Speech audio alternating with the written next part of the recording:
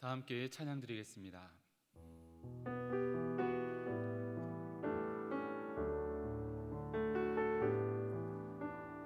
무엇과도 주님을 바꾸지 않으리.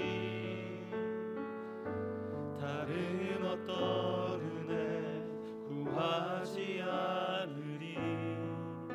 오직 주님만이 내 삶의 도움이시니 주의 얼굴 보기 원합니다.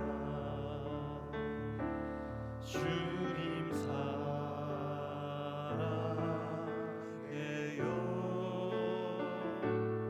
온 맘과 정성 다해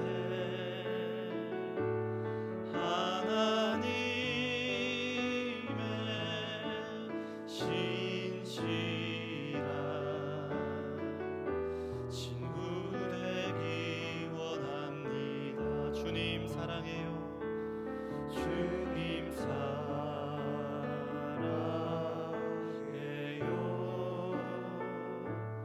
온 맘과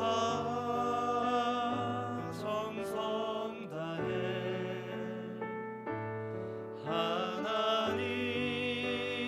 하나님의 신실한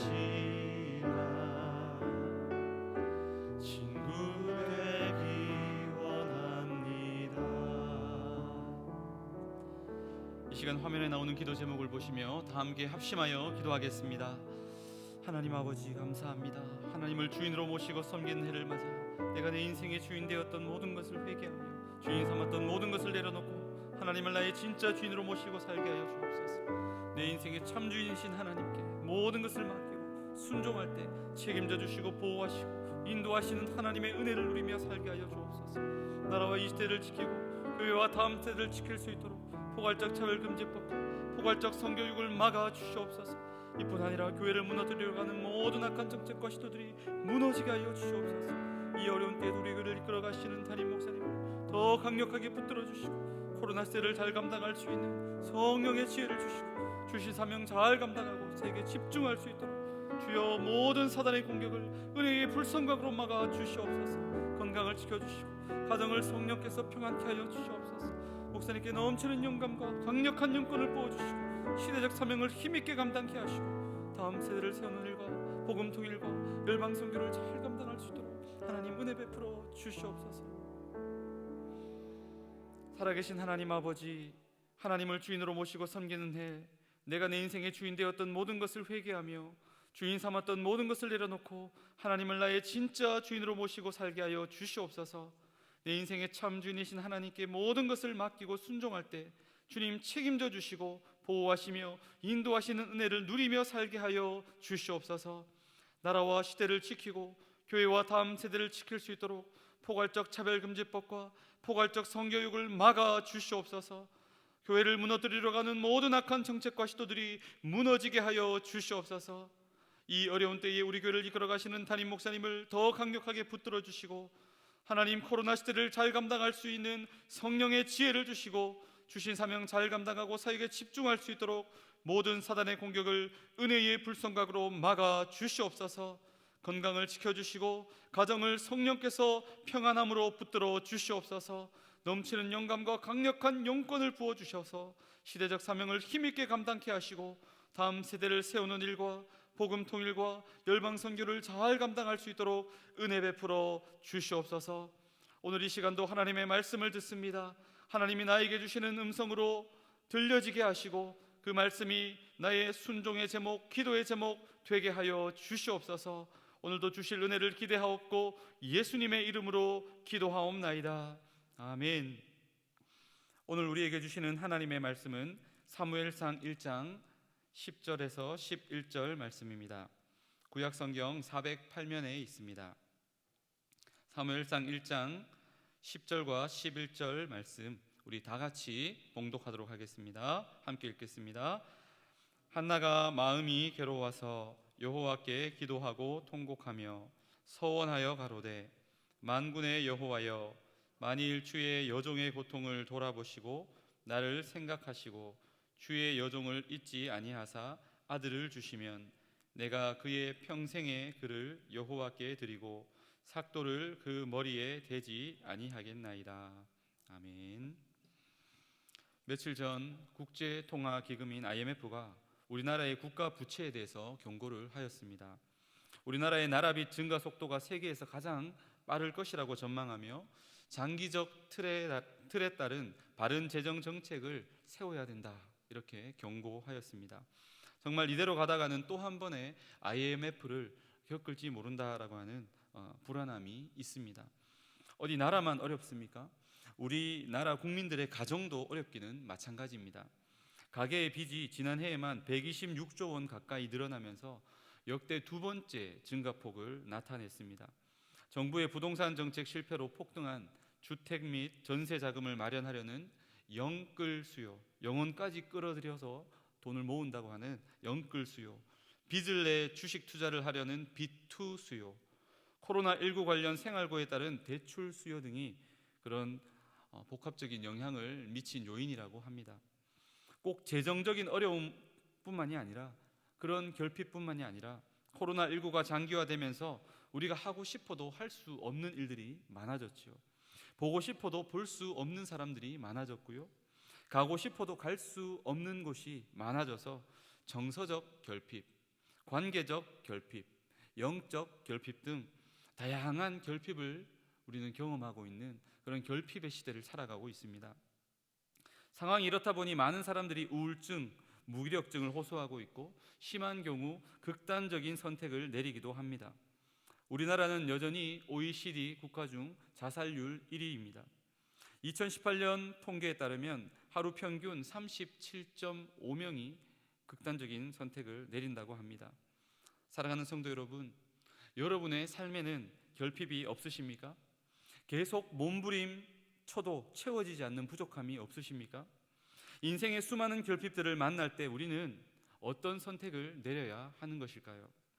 여러분, 다른 길은 없습니다. 오직 주님만이 결핍의 늪에 빠진 우리를 끌어올려 주실 수 있는 줄 믿습니다. 다시 일으켜 세워 주실 수 있는 줄 믿습니다. 오직 주님만이 우리 삶의 결핍을 채워 주실 수 있고 우리에게 참된 만족과 참된 기쁨을 주실 수 있는 줄 믿습니다. 그러므로 결핍의 순간을 만날 때 우리가 해야 할 바른 선택이 무엇입니까? 우리가 해야 할 유일한 선택이 무엇입니까? 그것은 바로 기도입니다.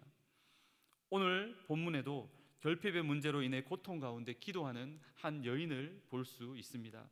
그 여인의 이름은 한나입니다. 한나는 결혼을 했지만 아이를 가지지 못했습니다. 불임이라고 하는 결핍이 한나의 삶을 괴롭게 하였습니다. 지금은 그렇지 않지만 당시에만 해도 불임 여성은 하나님의 저주를 받은 것으로 인식되었기 때문에 아이를 갖지 못하는 여인의 고통은 이루 말할 수 없었습니다.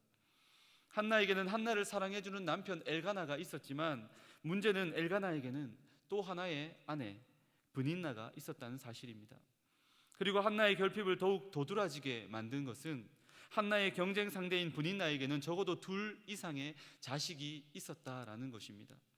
게다가 브닌나는 자식을 낳지 못하는 한나를 무시하고 조롱하고 틈만 나면 마음 아프게 했다라는 사실입니다. 이런 결핍의 순간, 이런 고통의 순간, 절망의 순간 한나는 무슨 선택을 내렸습니까? 기도의 자리를 선택한 것입니다.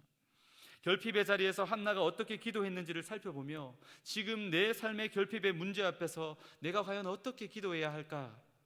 그 교훈을 깨닫는 오늘 이 시간 되기를 바랍니다. 한나는 첫째로 통곡하며 기도하였습니다. 사무엘상 1장 10절 말씀 우리 다시 한번 함께 읽겠습니다. 한나가 마음이 괴로워서 여호와께 기도하고 통곡하며. 사랑하는 성도 여러분, 한나는 결핍의 문제 앞에서 다른 누구에게 마음을 쏟아놓은 것이 아닙니다. 여호와께 기도하고 통곡하였습니다.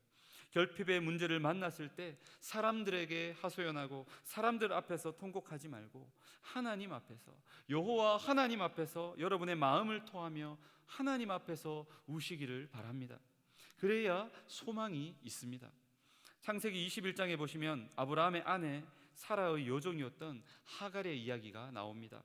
당시 아이를 낳지 못하던 주인마님 사라를 대신하여 하갈은 아브라함에게 이스마엘이라고 하는 아들을 안겨 주었습니다.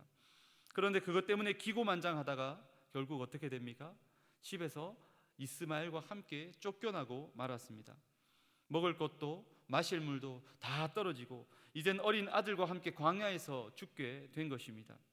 본인은 그렇다 쳐도 어린 자식이 자기가 보는 눈 앞에서 죽는 모습을 지켜보는 그 엄마의 마음, 여러분 얼마나 마음이 낙담되고 무너졌겠습니까? 그때 하갈이 어떤 선택을 내립니까? 하갈이 하나님 앞에서 아들과 함께 엉엉 목 놓아 울었습니다. 그런데 그 울음소리를 하나님께서 들으셨습니다. 하나님께서 하갈과 이스마엘을 살려주셨습니다. 성도 여러분, 정말 마음이 힘들 때에는 말도 잘 나오지 않습니다. 기도의 자리에 나와도 무슨 기도를 어떻게 해야 할지도 잘 생각나지 않습니다. 그럴 땐 그냥 하나님 앞에서 우시면 됩니다.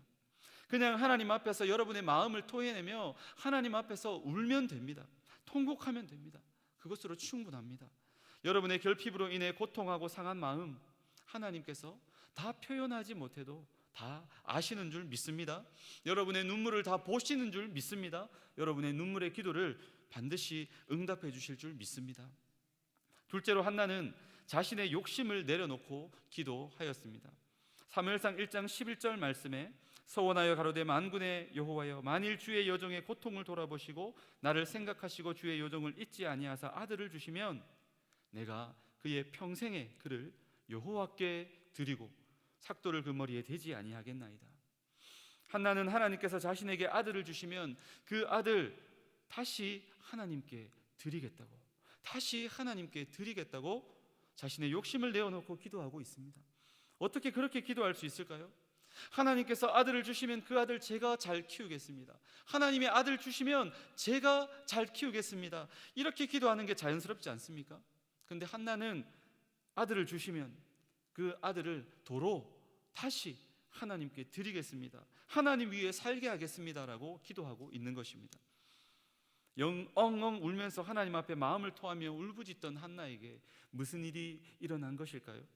하나님께서 기도하는 한나에게 은혜를 주신 것입니다.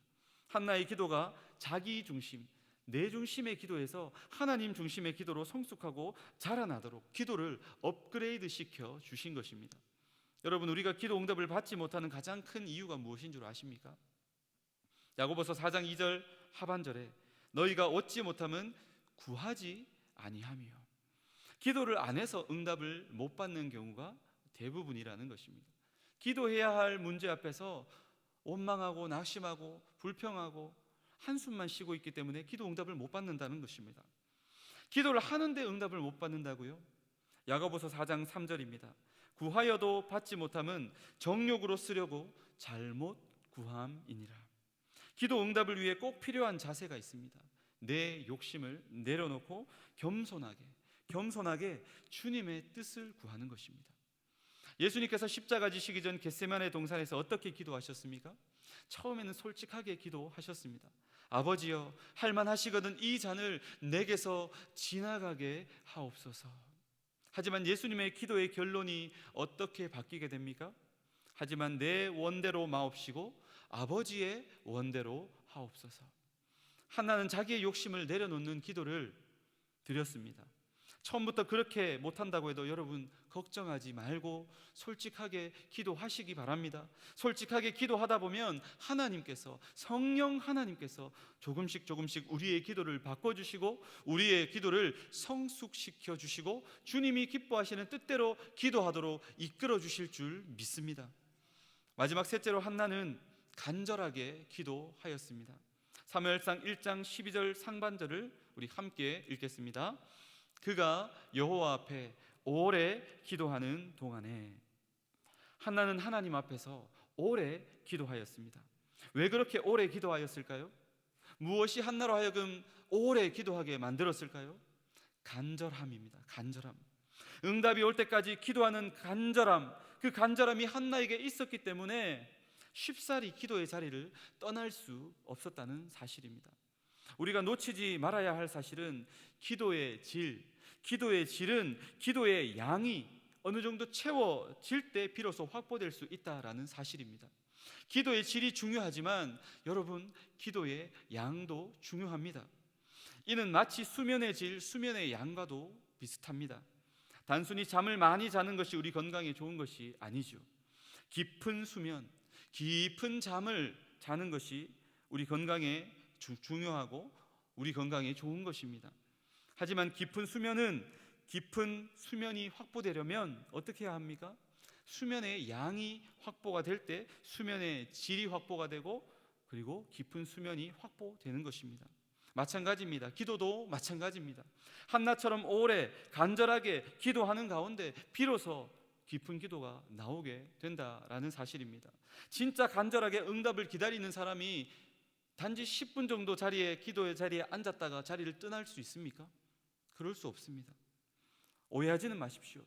불교에서 108배를 드리는 것처럼 단순히 길게 오래 기도한다고 해서 하나님이 그 정성을 보시고 기도에 응답하시는 것이 결코 아닙니다. 하나님께서는 우리 마음의 중심을 보시는 분이시기 때문입니다. 그러나 보편적으로, 일반적으로 응답에 대한 간절함이 있는 사람은 여러분 절대로 짧은 시간 동안만 기도의 자리에 머물지 않는다, 머물 수 없다라는 것을 여러분 잊지 마시기 바랍니다. 말씀을 맺겠습니다. 결국 하나님께서는 한나의 기도에 응답해 주셨습니다.